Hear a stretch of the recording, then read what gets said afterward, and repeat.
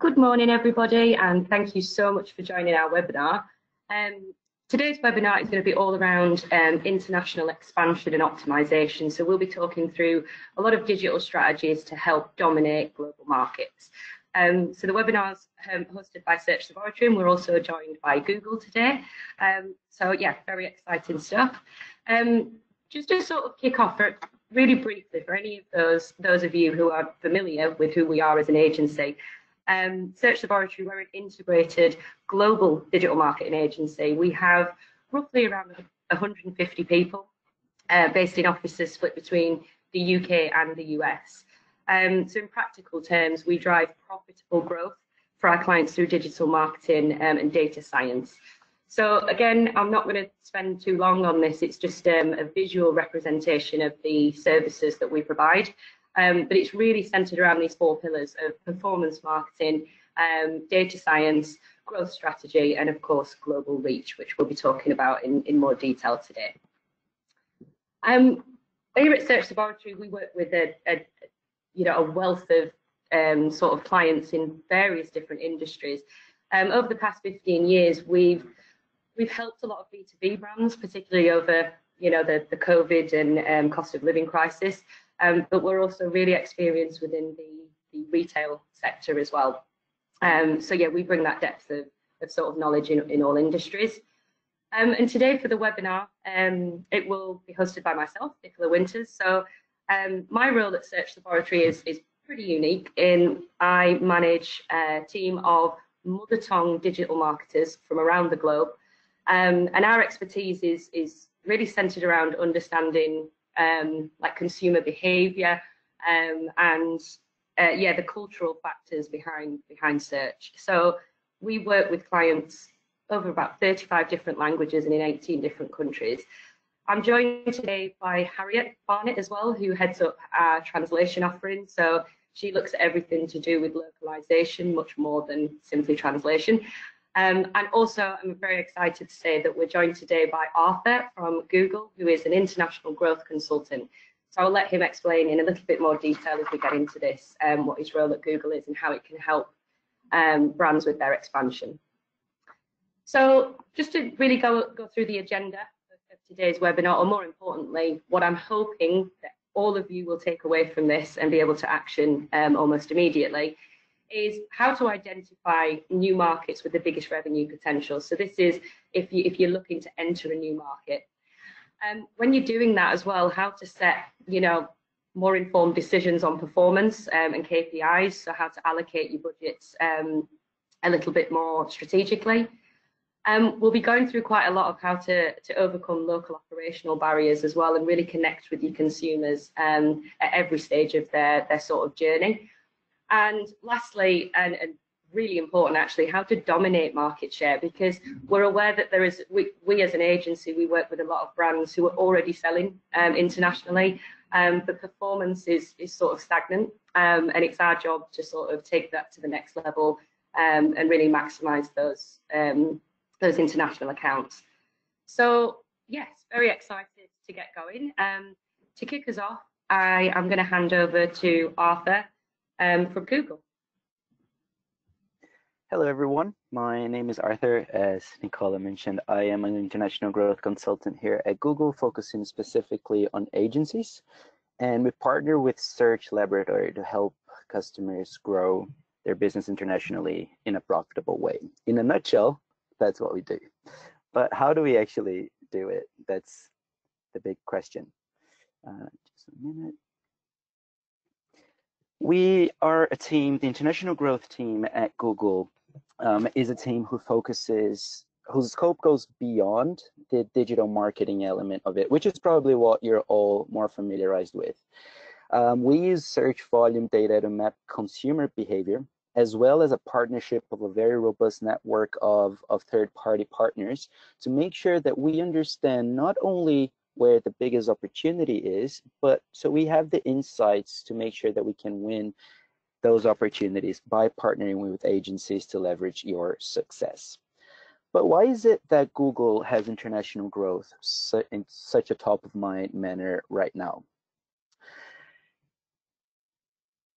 Since 2022, despite the waves of macroeconomic uncertainty, the global export trade has actually grown 350% since 2020, which indicates a phenomenal scale of the opportunity that we have ahead of us. And another very interesting insight is that businesses that were actually able to capitalize on this growth had a total of shareholder returns of 1.9 percentage points higher than their peers. These were the customers who were able to identify new opportunities. The businesses were able to identify new opportunities and actually leverage their success even in the middle of macroeconomic uncertainty. These insights come from, as I mentioned, a collaboration with third-party data, but more specifically, Euromonitor and The Economist. And they came actually from a study that Google made in partnership with The Economist to understand what was happening with international growth in the middle of that uncertainty. Another very interesting insight that came, and this is huge, is that by adding only one extra market to their export basket, companies were actually able to isolate themselves from the effects of uncertainty. Oh, apologies. One extra market, folks. But how is it that with only one extra market, despite everything that was going on, they were able to differentiate themselves? And this is where the beauty starts. We are in a once-in-a-lifetime digitization of the last few years, which has made the world a lot smaller and the global marketplace a lot more accessible than ever, creating opportunities for businesses of all scales. As of last year, 60% of the world was online. That's nearly 5 billion people browsing the internet, searching for information, interacting with brands, and making online purchases. This is a key reason that cross-border trade has grew twice as fast as domestic e-commerce over the past 5 years, demonstrating that consumers are increasingly open to purchasing international brands, which offers another significant opportunity for those brands who are looking to expand their reach. As the purchase options increase as a consequence of that, specifically, the economic uncertainty remains, but consumers are more open than ever to try new brands, with 1 in 4 consumers globally willing to switch between brands. And this is a huge opportunity for each one of you to be able to capture that demand.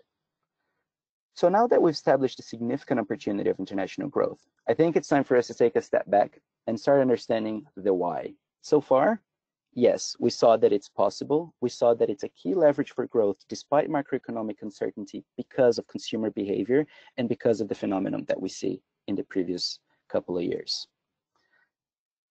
Now, I'm a little bit biased here, but I really do like this quote by Ayrton Senna because as a fellow Brazilian, he was also one of the biggest Formula One racers of all time. The quote goes like this: "You cannot overtake 15 cars in sunny weather, but you can when it's raining." I wanted to just pause here because this sentence was very confusing to me when I read it for the first time, and I wanted to be able to let it sink in. You cannot overtake 15 cars in sunny weather, but you can when it's raining. The biggest takeaway from this sentence is that everybody prepares for optimal conditions. Everybody knows what to expect. Everybody knows how to work around the issues, and they have the tools for it. But if you, as a business, like in a racing car, get ready not only for the optimal condition, but for adversity, that puts you ahead of everybody else. That's why he says that when it's raining, it's easier to overtake 15 cars because not everybody's going to prepare for the rain. But those who do are going to have a leverage like this. So this is one of the things that I want you all to have top of mind after today's conversations. How can we make sure that we embrace uncertainty, adversity, and we actually get ready for it with the tools that we have?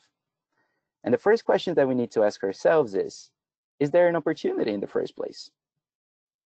How do we understand that? How do we take that step forward?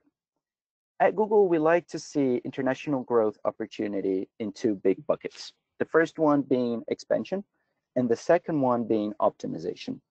Expansion is defined by expanding to a new market. Either if you're already expanding internationally and you want to locate a new market, that might be a great opportunity.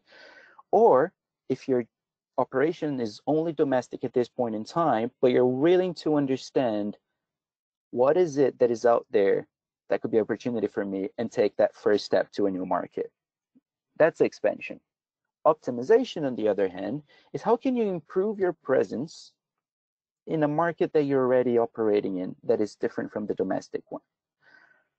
Is the performance as good as the domestic? How can we make sure that it can get there? How can we make sure that those users who are interacting with your business in a market other than the domestic one are having a great and optimal experience with your business that is actually on par with the experience that they're having in their domestic country? And when I say on par, I don't mean the same, because culture, as we're going to talk in a little bit, changes the perception of everything. So we need to make sure that we adapt well enough so that those users have the same experience, even if it's going to be through a different lens.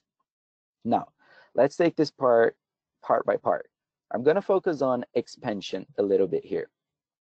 There are 4 main questions that I want to have yourselves think before we take the step of actually putting the steps in to make that international growth happen. The first one is market attractiveness. Are people looking for what you have to offer? What is the search volume there? Are they interested in it? Is there a gap?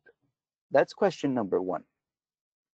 Question number 2, what is the local competition and regulation? What are the factors that we need to take into consideration, because they simply exist, for us to be able to work with them and work around them? There's nothing you can do about it. You don't have control over it. That's the market's policy, but you need to have them top of mind if you want to operate there successfully. Third, market entry barriers. What are the operational challenges that we need to consider? And when I say challenges, this might as well be translated into preferences that that market has. What are the operational facts that they have in that new market that you need to have in mind to be able to communicate with them properly? And then lastly, product market fit. How is the English proficiency there? Can they actually understand what you have to offer?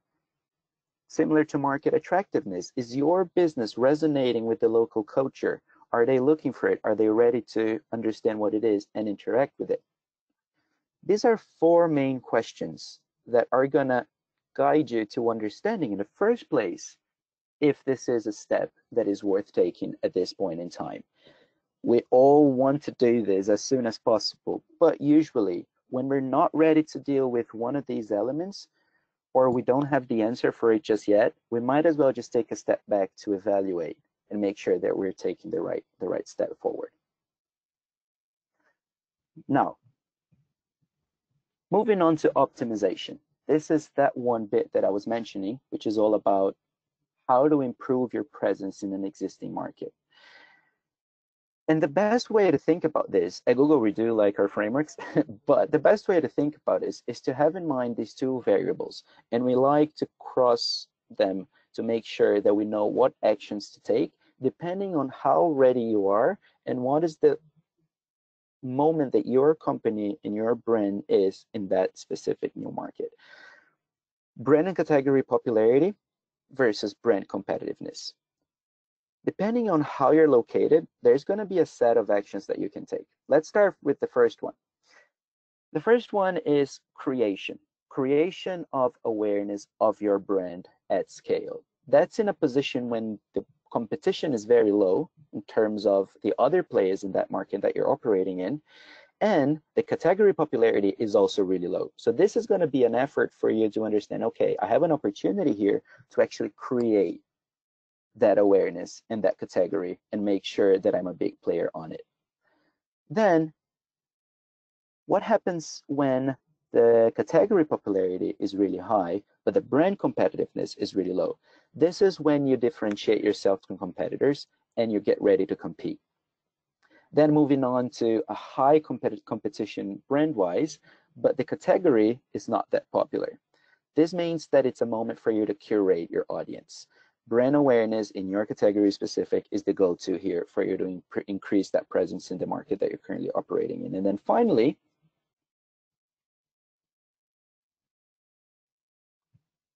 sorry.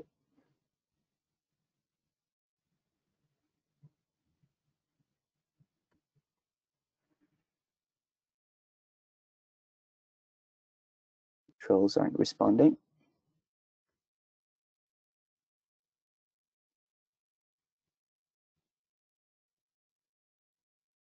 Oh, it was actually responding. Apologies for that. Now you took a sneak peek of what's to come. It's not all bad. But the final one is about conversion. Then what happens when it's a highly competitive market and your category is actually very popular as well? That means that it's all your efforts on performance. How can we make sure that we build from brand awareness to consideration and action, aka conversions on your website in that new market? Increasing the reach, making it more tangible for people to convert, and then drive action in the end. These are 4 buckets of the types of actions that you need to take and you need to consider when you're thinking about your presence in an existing market that you're currently exporting into, to make sure that you're not only there, but you're making the most of it. Now, I talked about a lot of theory.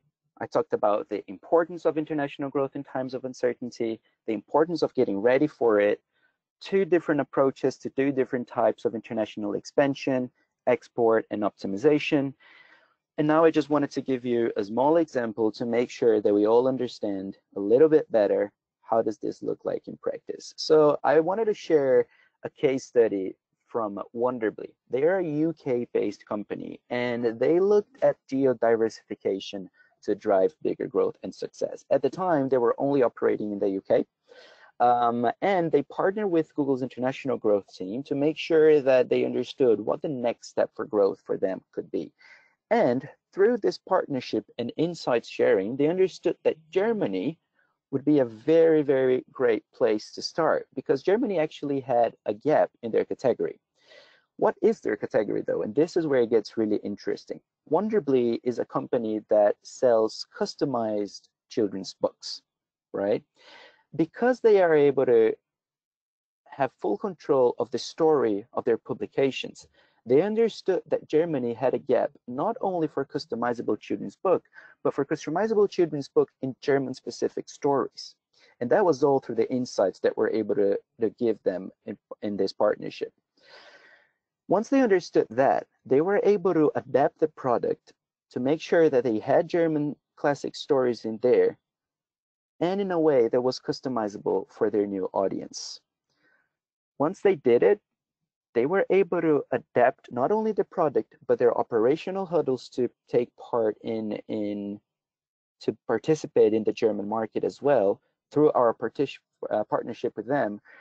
So making sure they understood the German best-in-class payment methods, what the German audience was used to, and so on and so forth, to adapt to it and make sure that that user experience was great and comfortable for them. The results, 102% revenue growth, 50% sales volume growth, and almost twice conversion rate increase. And that was all by understanding how to adapt. So once you understand if there is an opportunity, as a little bit of a segue of what I just mentioned, how can you actually win that opportunity? There will be operational hurdles, folks. As I was mentioning in the Wonderbly story, there will be elements that you will need to adapt, but you need to make sure you know which ones they are, so you don't fall in those pitfalls like the poor fellow there in that little GIF. And to make sure we don't fall into those pitfalls, there is one very basic concept, as I mentioned before, that is the most important thing to have top of mind. Make international growth about audience. And this is already us getting to the end of this bit right here. Everything we do is about adapting to a new culture when thinking about international expansion. As I mentioned before, culture is going to shift your entire perspective and your experience with the world around you, including with businesses. So if you want to have people have a similar experience with your business in a new market, we need to make sure we're able to adapt that business to give them comfort and have that experience be seamless. A couple of stats here of why this is important. Bear with me, it's going to make sense in a bit. 53% of internet users value quality in purchase decisions. We had an increase of 3% of price-related queries across 23 categories in 2022 versus 2021. And 38% of EMEA consumers prioritize trust in their shopper journey. This is all about the people. This is all about the user. Now, how does this translate into reality? I like to share a little personal experience that I recently had on buying a couch, because I recently moved to a new place. And when I moved in there was literally nothing in. So I don't know how many of you moved in a new place that is not furnished, but only having a mattress in your apartment is very, very uncomfortable. So one thing for me was delivery time that I had top of mind. In part of all my researches, whenever a company had a delivery time that was over 6 weeks, that was a no-go for me. And interestingly enough, all of the Irish companies that were selling couches that I liked were not in the limited time frame that I wanted.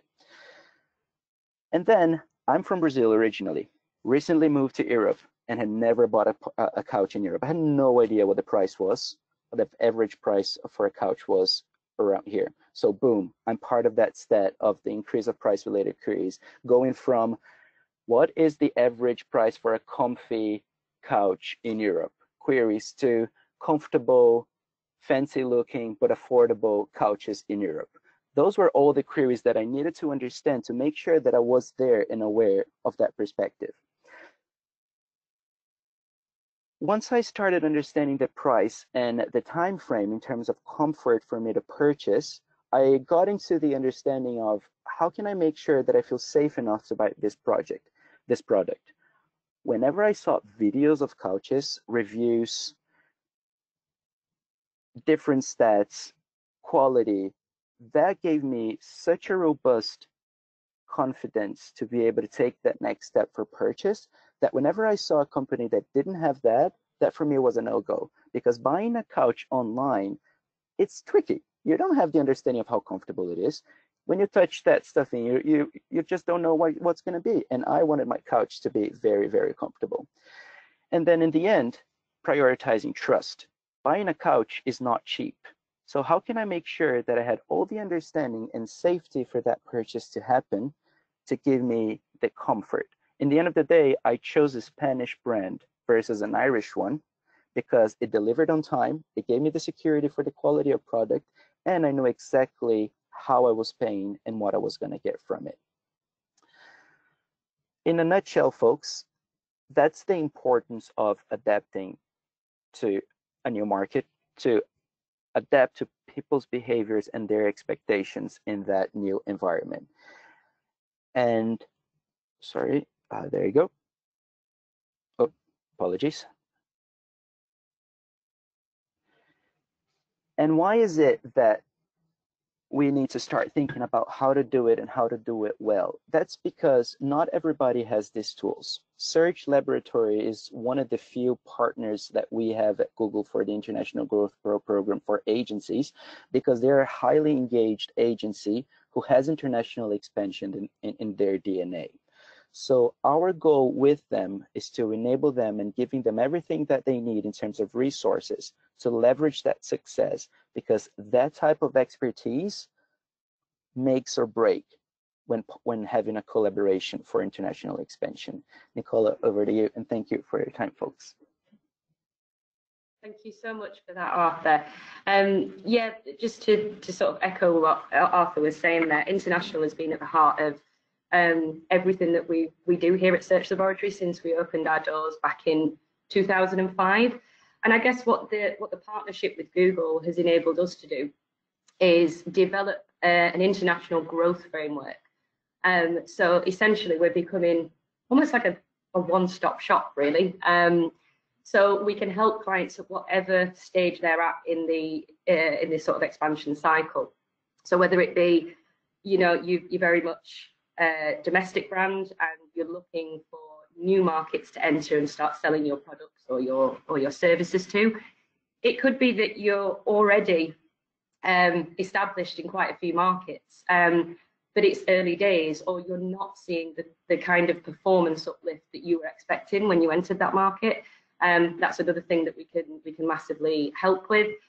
And then the third sort of section, which, if I'm honest, actually almost 90% of our clients actually fall within at the moment, is international brands who are actually experiencing just a bit of performance plateau in international territories. And so this is when we come in to really harness the data science and identify the next smartest move to accelerate that growth in international territories. So I guess just throwing it out to you, really, I'd be really interested to find out just from the attendees on this webinar, where do you feel like your business currently sits within that framework? Is it that you're exploring new territories and new markets to export to, or is it that you're already well established internationally, but you're needing some growth strategies? Please just, you don't have to obviously unmute yourself and speak up, but please stick it in the chat. Any questions that you have throughout this webinar as well, please just stick them in there and we can answer them all at the end. I will go into a little bit of detail on each one of the sections, just really focusing on how, as an agency, we help businesses in these different situations. So starting with finding and testing new markets, Arthur just sort of went through a bit of a framework of the sort of things to consider when doing your research. And to be honest, we find that this is where a lot of brands get stuck in the process. There's a lot of metrics to look at. There's a lot of third-party tools out there as well that sort of promise to tell you which, markets have got a lot of search demand or a lot of sort of growth search demand as well for your products. But you can go down a bit of a rabbit hole. My number one tip is to start with your own data. Really understand who is visiting your website, where are they coming from, are they converting at all, what's their user journey. It usually implies that there is a level of interest there, and whatever it was that they were searching for wasn't satisfied locally. So that's always a good place to start. When we look at which markets sort of pose the biggest revenue potential for our clients, here's where we pull on our partnership with Google. So as part of the program, we have access to a tool called Market Explorer. Now, this essentially is a category search demand tool. So it looks at Google data plus third-party data too.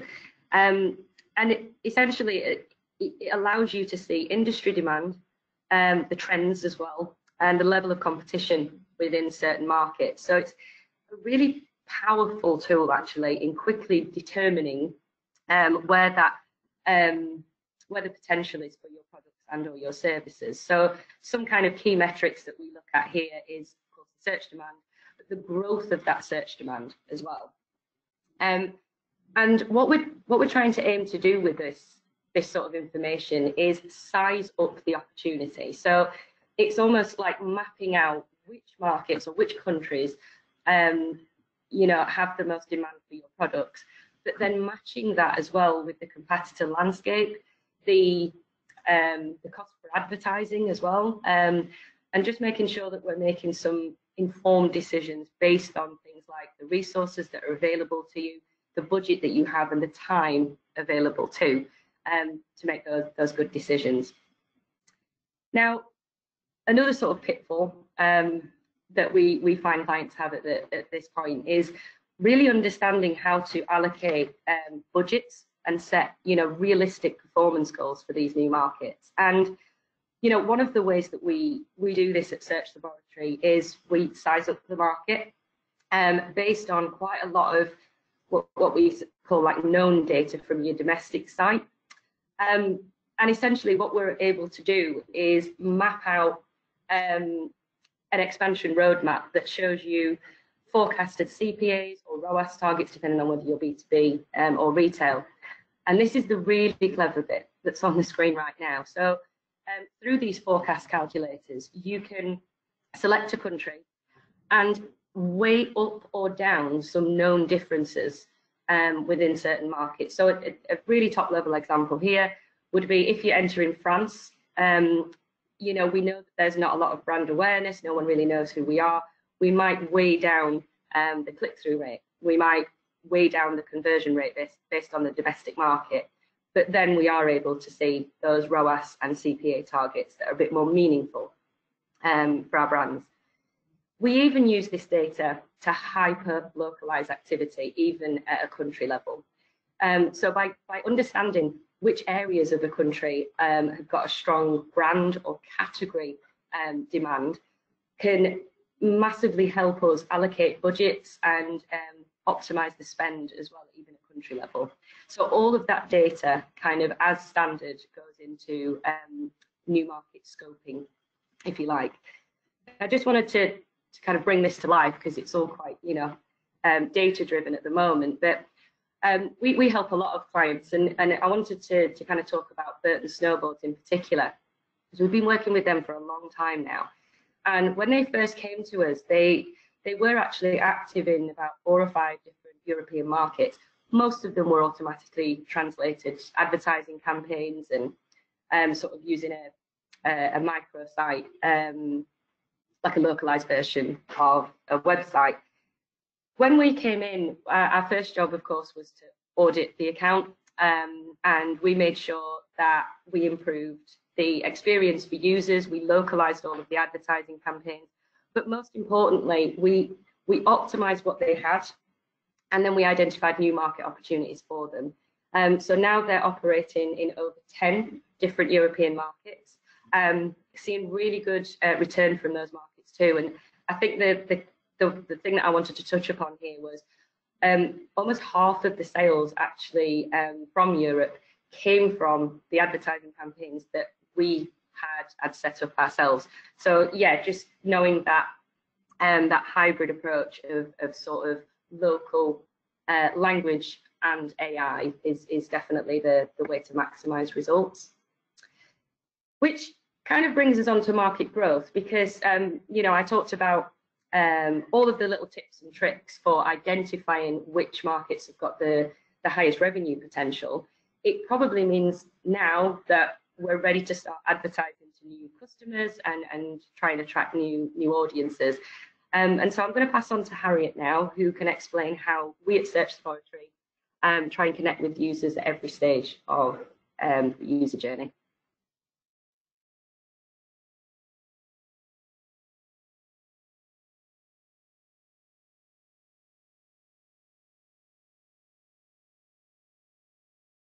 Thank you, Nick. Yeah, so I'll just start by, I guess, setting the scene for this phase. So what we normally see at this stage is that perhaps companies consider launching a localized website as the first step into those new markets, perhaps after localizing their product or their user interface for their software, something like that. And it's the first thing that comes to mind for them. And that's with good reason, because we know that 72% of consumers spend most of their time on websites in their own language, but that is only part of the picture. And that's often what we find at this stage, that maybe companies have taken time to localize their website. It's kind of linguistically faithful, it's kind of culturally appropriate, but they're not looking at the various touch points along the digital journey before their customer base actually hit the website. So 82% of shoppers are more likely to buy if promotional material is in the language, and 56% of consumers say the ability to obtain information in their own language is actually more important than price. So we do need to widen our thinking and consider those touch points earlier on in the journey before the website. For creative advertising, that might mean that as well as the language we use, and ensuring that any of those communications feel like they're created specifically for the target audience. We also look at the people and the locations that we're featuring in them, and then also any cultural nuances to make sure that we're not kind of slipping up in any way and kind of missing out on that kind of big cultural element that Arthur's already talked about.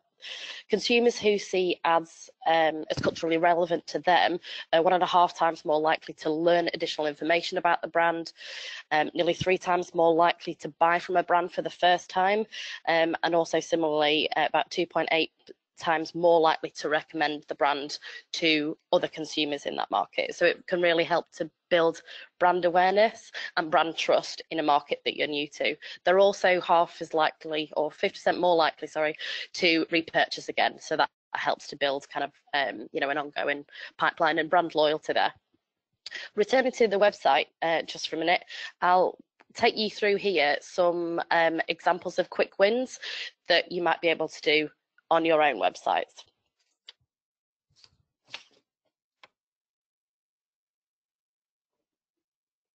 Sorry, I hadn't noticed that I hadn't clicked on before.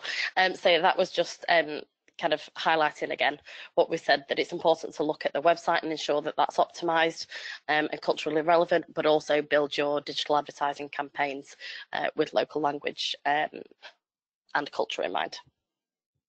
So the first example here, and it's a really important one when you're kind of entering a new market, is to actually do your local keyword research and really think about how your customer base in that market are searching, because like Arthur said, what works in your domestic market can't necessarily just be transplanted to a new one. You want to give them a similar experience, but that's not necessarily exactly the same as what you're already doing. So it's important to think about kind of how they're searching, but also then using the right terminology on your site to attract those customers to it. So in the example you can see here, this was for a car manufacturer that produce electric vehicles. So when we were working on their French website for them, we noticed that they had actually translated the commonly used electric vehicle, or EV, from English, but by doing that they were really missing out on the kind of reach from the more commonly used French term, or the preferred French term here, which is actually the term for electric car rather than electric vehicle. And so by doing that and using that on their website, it would give them a lot more visibility and make sure really then their content on the website is tailored to what the French consumers were searching for. Here as well was for a I suppose a shoe retailer that this is for their trainers category. They were expanding into the German market, and what they had already done on their website was to use the German terms for, say, casual shoes, trainers, sports shoes, things like that.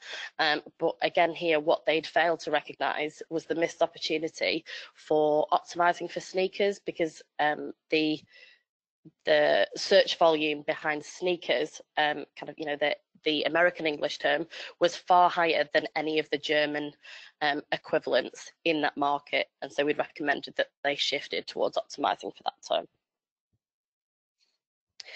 Another thing we'd look at more on the technical side of things here would be the hreflang implementation on an international site, and that's essentially code that you put in the header of your page that tells search engines which content should be served for users searching in a particular language or in a particular country, sometimes both.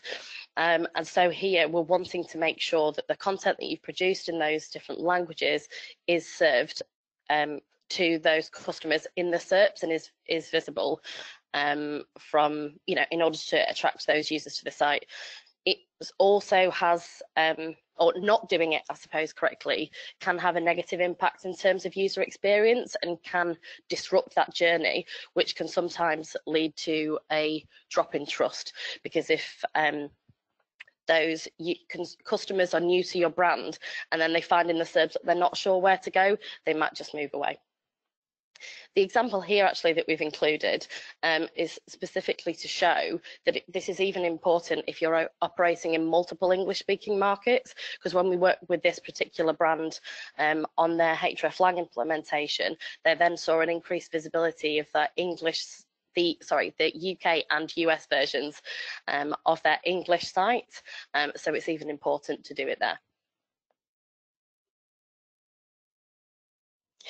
And thirdly, this kind of example here goes back to those operational challenges and barriers that Arthur talked about earlier, and the importance of really understanding the consumer behaviour in the market they're going to, and understanding kind of what their pain points are and what are really no-goes for them, so that you can make sure that you adapt the experience on your localised site to meet their expectations. So what we would do is we do kind of a UX audit of the site, move through it as a user would, complete that customer journey going from your home page, product page, through to your basket and checkout, say on a retail site, to make sure that there aren't any stumbling blocks along the way. And here we'd be looking at 4 different areas. So that could be localization. In this case, we had some examples where product categories hadn't been translated correctly, and then you're disrupting that user experience and the site doesn't feel like it's been written for the customers you're trying to target. It could be user experience, and that could be kind of how users navigate around a site, but also things like customer support, because in different markets you'll find that users have different preferences when it comes to contacting you. Self-service resources are becoming more and more critical with things like FAQs or help centres. But when it actually comes to contacting a brand directly, it's quite established that in Europe we would be using email and contact forms. Particularly in the UK, live chat has grown in prominence in recent years, but actually in the US it's more commonplace to actually pick up the phone and speak to somebody. So making sure that you're delivering the right experience in that respect is really important as well. The other 2 areas we look at are logistics, and that can cover things like delivery times. Again, Arthur talking about the couch that he did or didn't buy from different brands, but also returns policies as well, because that can be quite critical. In Germany, for instance, the delivery and returns information can be really important to make sure that you are connecting with and engaging with those customers, and they're not going to then move away and look at one of your competitors.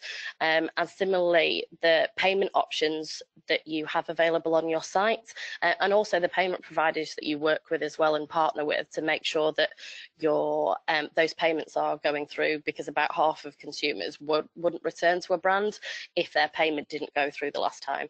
But in terms of payment methods, again, you need to kind of adapt and not just expect that what you do in your domestic market is what you need to be doing in the others.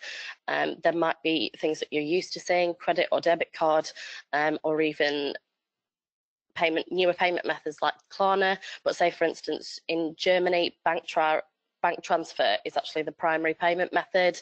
There's a payment option called Ideal in the Netherlands, and we know of businesses who have been kind of investing in, say, that market very heavily, putting a lot of spend into advertising. They're putting a lot of energy and focus into really localizing the experience on the website, but they're actually falling down at payment because they're not offering the primary method.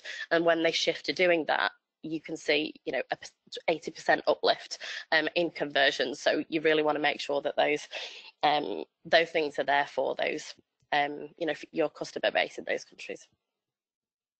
Similarly, actually, just to touch on a couple of other markets, whilst in Europe you'd probably only see a few payment options on the site, in APAC it's quite typical to see maybe 15 to 20 different payment options on a website, and that's what your customers will be expecting, so it's worth looking into that.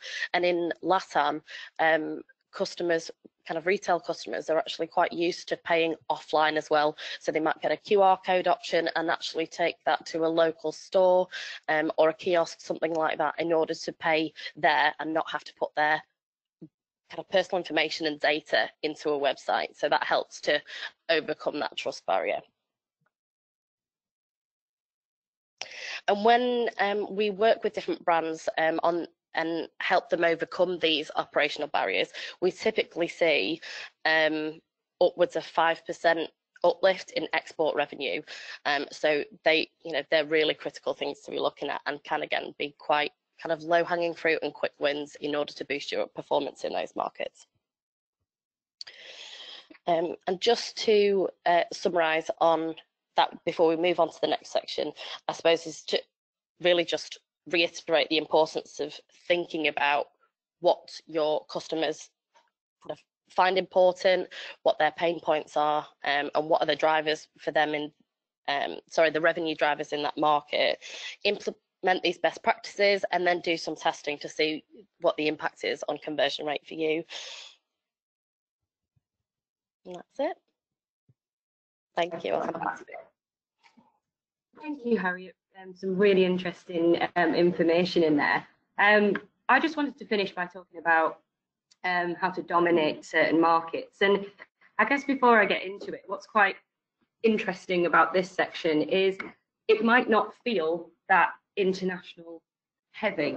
And that's because actually this is just a practice that we take with every single client that we work with. It's not really specific to an international market. It's just this works, and this is what we do with our brands successfully. So like I say, when it comes to market dominance, this is usually working with brands who are already selling in quite a lot of markets, but performance has sort of plateaued. And so the questions that they're asking themselves is, how can I increase revenue that my international sites are driving? But most importantly, how can I make more use of the data that I'm sat on? And that's something that I wanted to talk to you about for the last section. So Google themselves, along with BCG, put together what they called a digital maturity framework. And I think that the reason why this is quite key for this section is in a study conducted by BCG, which is a Boston consulting group, and Google, they actually found that digitally mature brands experience an 18% increase in revenue and a 29% reduction in spend compared to any of their developing counterparts. So really quite impactful stuff. And I wanted to just touch upon, but not go into too much detail, about the practice of future-proofing that strategy. So before, diving deeper into sort of like analytics and data projects, we need to remember the foundations in which any integrated strategy is built upon.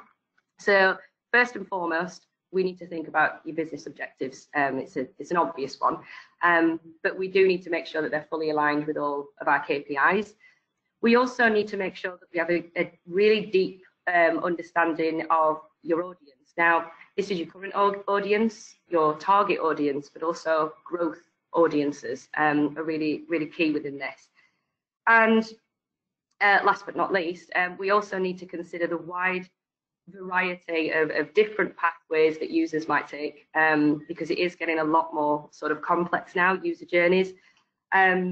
So yeah, what are they doing to become, or not become, I hope become, customers on your website, or customers with your business?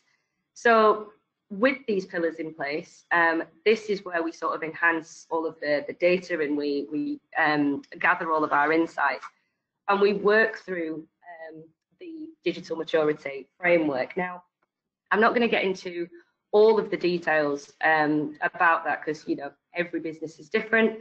But I did just want to say that developing these first-party data strategies, it is important to remember that it's a marathon and not a sprint. And so one of the things that we do with a lot of our clients is we start by really trying to gain an understanding, like I say, of the customer behaviours, but also the product attributes, and how that determines things like the lifetime value of a customer and overall profit. We also make sure that we've got all of the integrated reporting, we're tracking the right sort of things, and all of the channels as well are sort of integrated into one central reporting system.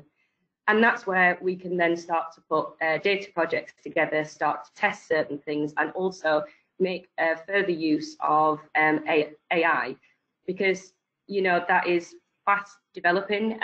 It's proven to be a really efficient way for businesses to accelerate their growth.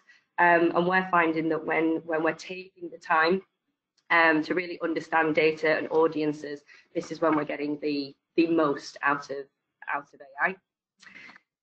So kind of just to wrap that all together in a bit of a summary, future-proofing any digital strategy, it doesn't matter what market you're in, what country you're looking at.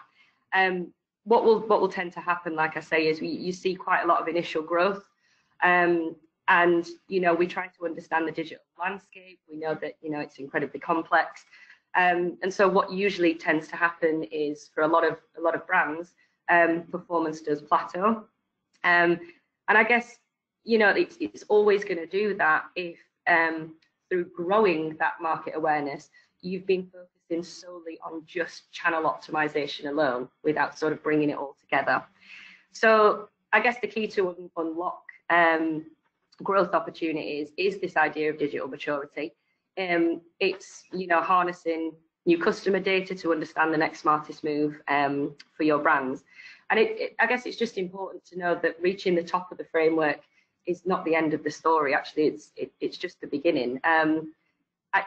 Any information that you want around this, we actually have a digital super chats webinar solely around future-proofing digital strategy. So I strongly suggest that you go and give that a watch if this is something significant for your brand. But I just wanted to finish on, like I say, reaching the end of that framework is not the end of it. I think there's a sort of a strong notion here that we need to understand what's working and what isn't, but also remain agile, never stand still. And so we need almost this mindset of experimentation. And this very mindset, actually, of just experimenting again and again, some businesses have built off that mindset. Google, one of them. Booking.com's whole sort of model is on testing, learning, refining. So yeah, that would be our sort of final tip.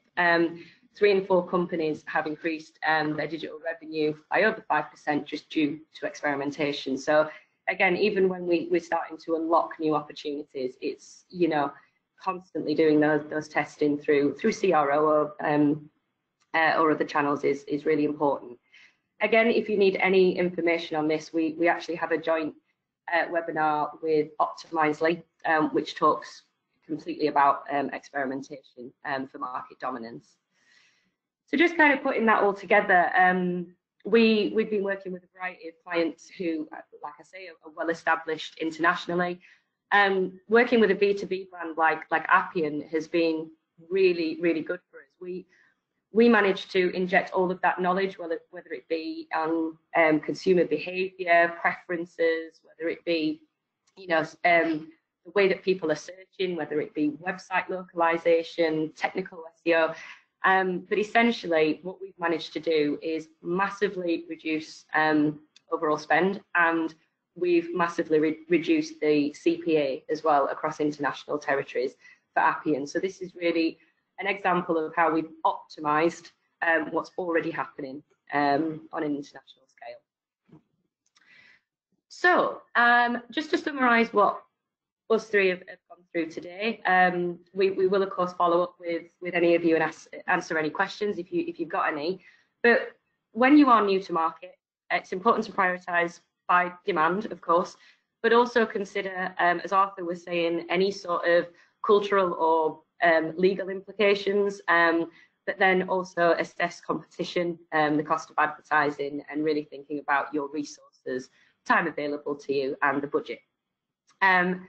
When it comes to kind of growing in international markets, I think that the key thing here is to connect with global consumers, make sure that you are optimizing their user journey, because that may vary from what you're seeing on your domestic sites.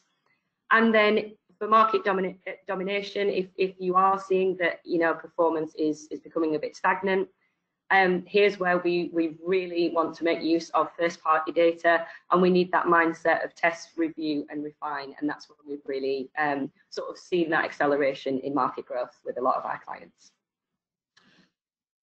So thank you. I know there was a lot of information in there, and some of you probably have a few questions for us. We will, of course, follow up with you all individually. Just looking into the chat. So we have got a question here. So this is more about finding and testing new markets. So if you wanted to test a few markets, what would your advice be?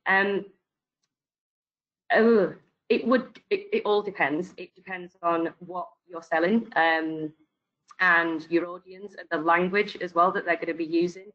But my sort of advice here, and something that we do with a lot of our clients, is we understand that particularly when we need to localize for a new language, that's going to have another cost implication. And one of the things that we do is we try to utilize, if you're retail, for example, utilize existing infrastructures, whether it be marketplaces like Amazon or just trying to get some brand awareness on a platform that already exists, and also launching what we call a microsite. So this might be popular products, but a smaller sort of category, if you like. So you're not spending as much on website localization, and you start to see a return and then reinvest and sort of add more categories as you go. B2B, you know, one of the little tips that we do every now and again is localizing certain landing pages through a subfolder. And, you know, once you start sort of, generating, traffic through advertising and things like that, understand their behavior and build off that as well. But yeah, a few different strategies that we would do depending on the industry.